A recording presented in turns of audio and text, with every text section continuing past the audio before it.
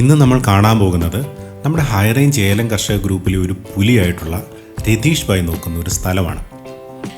ആനവിലാസത്താണ് അദ്ദേഹത്തിൻ്റെ ഈ തോട്ടമുള്ളത്. നമുക്ക് ആ തോട്ടത്തിൻ്റെ വിശേഷങ്ങളിലേക്ക് പതിയെ ഒന്ന് കടന്നു ചെല്ലാം. ഇതാണ് രതീഷ് ഭായ് നോക്കുന്ന തോട്ടം. ഈ തോട്ടം മേടിച്ച 2011 മുതൽ ഇത് നോക്കിയിരുന്നത് രതീഷ് ഭായ് ആയിരുന്നെങ്കിലും ഇടയ്ക്ക് ഒരു ചെറിയ ചേഞ്ച് ഉണ്ടായിരുന്നു.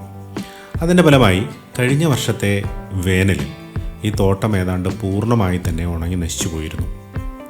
അതിനുശേഷം വീണ്ടും കഴിഞ്ഞ വർഷം മുതൽ രതീഷ് ഭായ് നോക്കിക്കൊണ്ടിരിക്കുന്ന അദ്ദേഹത്തിൻ്റെ നിർദ്ദേശാനുസരണം പണികൾ നടക്കുന്ന ഒരു തോട്ടമാണിത്. നമുക്ക് ഇവിടെയുള്ള ചെടികളുടെ കാഴ്ചകളിലേക്കൊന്ന് പോകാം. ഇപ്പോൾ നമ്മൾ ഈ കണ്ടുകൊണ്ടിരിക്കുന്നത് നമ്മുടെ പ്രസാദ് ഭായിയുടെ കക്ക ചവിട്ടിപ്പൊട്ടിച്ചിടുക എന്ന ആ ഒരു ചെറിയ പ്രയോഗമാണ്. നീറ്റ് കക്ക വെള്ളമൊഴിച്ച് കുമ്മായമാക്കാതെ നേരിട്ട് ചവിട്ടിപ്പൊട്ടിച്ച് ചെടിയുടെ ഉള്ളിൽ തന്നെ കൊടുത്തിരിക്കുന്ന കാഴ്ച നമുക്കിവിടെ കാണാം. നീറ്റ് കക്ക നീറ്റാതെ ചെടിയുടെ ഉള്ളിൽ കൊടുത്താൽ ചെടി കത്തിപ്പോകും എന്നൊക്കെയുള്ള പ്രചരണം ഉണ്ടെങ്കിൽ അത്തരക്കാർ ഈ തോട്ടം ഒന്ന് വന്ന് കാണണം എന്നാണ് എനിക്ക് പറയാനുള്ളത്. പിന്നെ ഏറ്റവും പ്രധാനപ്പെട്ട ഒരു കാര്യം, കഴിഞ്ഞ വർഷം ഇതിൽ കാര്യമായ വളപ്രയോഗങ്ങളൊന്നും തന്നെ നടത്തിയിട്ടില്ല. മറിച്ച് നമ്മുടെ സ്വന്തം ഗുരുജിയുടെ റെക്കമെൻഡേഷനിൽ നോവയുടെ DAP പൊട്ടാഷ് ഗ്രീൻ മിറക്കിൾ ഇത്രയും സാധനങ്ങളാണ് ഇതിനകത്ത് പ്രധാനമായും കൊടുത്തിരിക്കുന്നത്.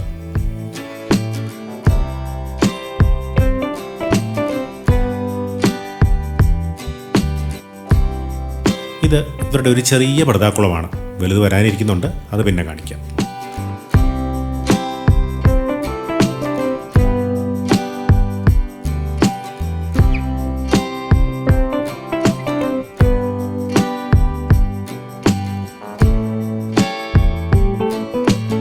ഇതൊരു നാടൻ ചെടിയാണ്. ഇത്തരം പല ചെടികളും ഈ തോട്ടത്തിൽ ഇപ്പോഴും നിലനിർത്തുന്നുണ്ട്.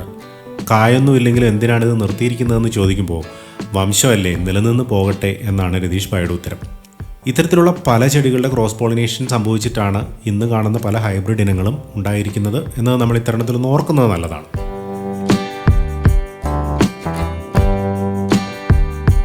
ഇത് കഴിഞ്ഞ വർഷം പൂർണ്ണമായി ഉണങ്ങിപ്പോയിരിക്കുന്നിടത്ത് വെച്ചിരിക്കുന്ന പുതിയ ചെടികളാണ്.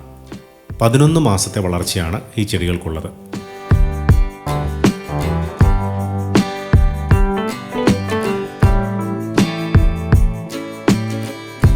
ഇനി കാണുന്നത് നമ്മുടെ പ്രസാദ് ഭായ് ഒരുപക്ഷെ ഏറ്റവും പ്രശസ്തമാക്കിയിരിക്കുന്ന ഒരു ഇനമാണ് സ്വന്തം കണിപ്പറമ്പൻ. കണിപ്പറമ്പൻ്റെ ഒരു പെർഫോമൻസ് നമുക്കിവിടെ കാണാം.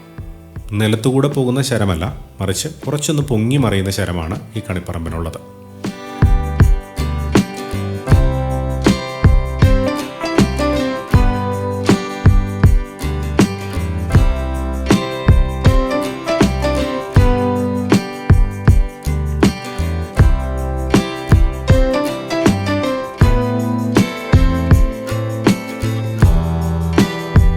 ഈ പ്രദേശം കഴിഞ്ഞ വർഷം ഏതാണ്ട് പൂർണ്ണമായും ഉണങ്ങിപ്പോയതാണ്. അവിടെ നിന്ന് രണ്ടാമത് പണിത് കയറ്റിക്കൊണ്ട് വന്നിരിക്കുന്ന ചെടികളാണ് നമ്മളിപ്പോൾ കാണുന്നത്.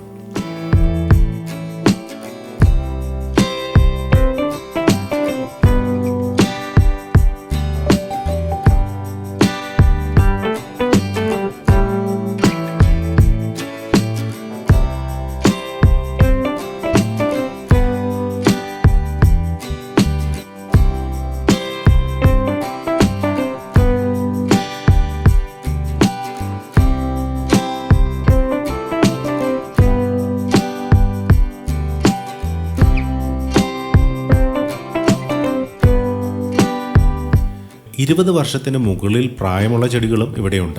പല ചുവടുകൾ ചേർന്ന് ഒന്നായിരിക്കുന്നു. ഇതാണ് രതീഷ് ഭായ് പറയാറുള്ള ആ ബോൾട്ട് ചെടി. ഇത് ഏത് ഇനമാണ് എന്ന് കൃത്യമായിട്ടും അദ്ദേഹത്തിന് അറിയില്ല. പക്ഷേ കായുടെ ബോൾട്ട് ഒരു 8, 9, 10 വരെ എത്തും.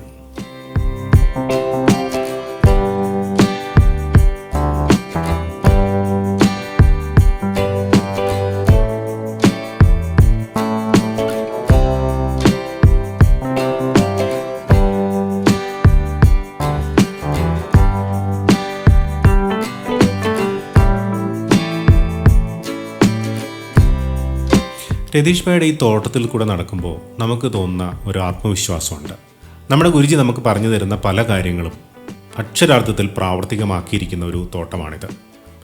അതുകൊണ്ട് തന്നെ ഗുരുജിയുടെ മാർഗ്ഗനിർദ്ദേശം അനുസരിച്ച് മുന്നോട്ട് പോയാൽ നമുക്കും രക്ഷപ്പെടാൻ കഴിയും എന്നുള്ള ഒരു ഉറപ്പും കൂടെ ഈ തോട്ടം കാണുമ്പോൾ നമുക്ക് ലഭിക്കും.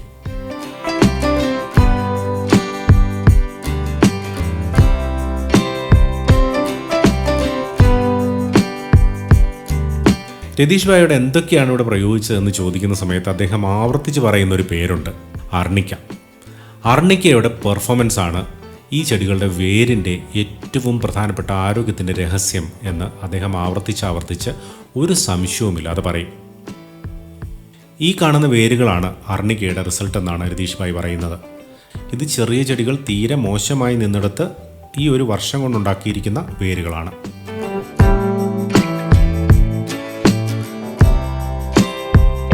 കനത്ത മഴയും കോടമഞ്ഞും പച്ച പതിച്ചു നിൽക്കുന്ന ഏലത്തോട്ടവും, ഹാ എന്താ കാഴ്ച!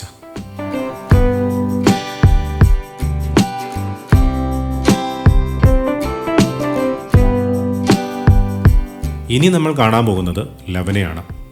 ഏത് ലവൻ തന്നെ, ആ മഹത്തായ പടുതാക്കുളം.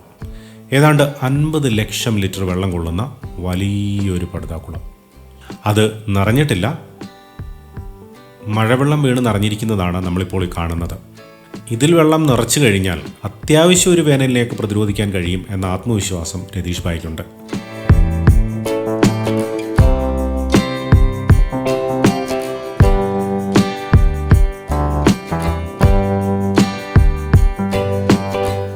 കഴിഞ്ഞ വർഷം വരെ അഴുകലും തട്ടമറിച്ചിലുമൊക്കെ നിരന്തരമായി സംഭവിച്ചിരിക്കുന്ന ഈ തോട്ടത്തെ ഇപ്പോൾ അതിൽ നിന്നൊക്കെ രക്ഷിച്ചു നിർത്തിയിരിക്കുന്ന മറ്റൊരു ഘടകം കൂടിയുണ്ട്. സ്ഥിരമായി മണ്ണിൽ കൊടുക്കുന്ന മിത്ര ബാക്ടീരിയകൾ. ഒന്നിടവിട്ട ഓരോ മരുന്നടികളിലും സ്യൂഡോമോണസും ബാസിലസും മാറി മാറി കൊടുക്കാറുണ്ട്. അതിൻ്റെ റിസൾട്ട് ഈ തോട്ടത്തിൽ കാണാനുമുണ്ട്. അതുകൂടാതെ മണ്ണിൽ കൊടുത്തിരിക്കുന്ന ബയോ കൺസോർഷ്യത്തിൻ്റെ ഗുണവും ഈ തോട്ടത്തിനെ ഹരിതാഭമാക്കുന്നു. 10 ഏക്കർ തോട്ടത്തിലെ ഏതാണ്ട് എല്ലാ ചെടിയുടെ ചുവട്ടിലും അദ്ദേഹം എന്നെ കൊണ്ടുപോയി. 4-5 മണിക്കൂറോളം ആ തോട്ടത്തിൽ ഞാൻ സ്പെൻഡ് ചെയ്തു. 100 ക്ലാസ്സുകൾ കേൾക്കുന്നതിന് തുല്യമാണ് ഇത്തരത്തിലുള്ള ചില സന്ദർശനങ്ങൾ. സത്യത്തിൽ ഓരോ കർഷകനും ഓരോ സയൻറ്റിസ്റ്റാണ്. പ്രാക്ടിക്കലായി അവരുടെ തോട്ടങ്ങളിൽ അവർ ചെയ്യുന്ന പല കാര്യങ്ങളും ഇന്നത്തെ കാർഷിക ശാസ്ത്രജ്ഞന്മാർ കോപ്പി അടിക്കുകയാണ് ചെയ്യാറുള്ളത് എന്നതാണ് സത്യം. അപ്പോൾ രതീഷ് ഭായിയുടെ ഈ തോട്ടം സന്ദർശനത്തിലൂടെ ഞാൻ മനസ്സിലാക്കിയ കാര്യം വളരെ ചുരുക്കി വേണമെങ്കിൽ ഒന്ന് പറയാം. കൃത്യമായ ഇടവേളകളിലെ മരുന്നടിയോടൊപ്പം നൽകുന്ന സ്യൂഡോമോണസ് ബാസിലസ് പ്രയോഗം, കൂടാതെ മണ്ണിൽ നൽകുന്ന മിത്ര ബാക്ടീരിയ. ഇനി അടുത്തതായി രതീഷ് ഭായി കൊടുക്കാൻ ഉദ്ദേശിക്കുന്ന വളം 10-26-26 പൊട്ടാഷ് കൂടെ മൈക്രോഫുഡ്. 10-26-26 പൊട്ടാഷ്യം തമ്മിലുള്ള അനുപാതം രതീഷ് ഭായി പറയുന്നത് 3 ചാക്ക് 10-26-ന് അര ചാക്ക് പൊട്ടാഷ് കൂടെ ചേർത്ത് മൈക്രോന്യൂട്രിയൻസും ചേർത്ത് കൊടുക്കുകയാണ്. ഇത് ഇപ്പോൾ കക്ക ഇട്ടിരിക്കുന്ന ഈ ചെടിക്ക് ചുറ്റും തൂളി കൊടുക്കാനാണ് ഭായി ഉദ്ദേശിക്കുന്നത്. ഇതൊക്കെയാണെങ്കിലും രതീഷ് ഭായി മറക്കാതെ പറഞ്ഞ മറ്റൊരു കാര്യമുണ്ട്. ഹൈറേഞ്ച് ഏലം കർഷക ഗ്രൂപ്പിൽ സജീവമായി നടക്കുന്ന ചർച്ചകൾ, അക്കൂടെ സുനീഷ് ഭായ്, പ്രസാദ് ഭായ്, നമ്മുടെ സ്വന്തം ഗുരുജി തുടങ്ങിയവർ നൽകുന്ന ഉപദേശങ്ങൾ, ഇതൊന്നുമല്ലാതെ സ്വന്തം കൃഷിയിടങ്ങളിൽ തങ്ങൾ നടത്തുന്ന പരീക്ഷണങ്ങളെയും നിരീക്ഷണങ്ങളെയും യാതൊരു സംശയവുമില്ലാതെ സന്തോഷത്തോടുകൂടി പങ്കുവയ്ക്കാൻ തയ്യാറായ മറ്റ് കർഷക സുഹൃത്തുക്കൾ, ഇവരെല്ലാം നൽകുന്ന അറിവുകൾ സമാഹരിച്ചാണ് താൻ ഇത്രത്തോളം ഈ തോട്ടത്തെ വളർത്തിയിരിക്കുന്നത്. അത് കേട്ടപ്പോൾ സന്തോഷം തോന്നി, ഒപ്പം അഭിമാനവും. നിന്റെ പഠിത്തമൊക്കെ കഴിഞ്ഞോ? ഇപ്പൊ എങ്ങോട്ടാ പോന്നേ? ഇനിയല്ലേ ആന്റി ശരിക്കുള്ള പഠനം തുടങ്ങുന്നേ. ഞാൻ മൾട്ടിമീഡിയ പഠിക്കാൻ സൈബർ ഗ്രാഫിക്സിലേക്ക് പോവുക.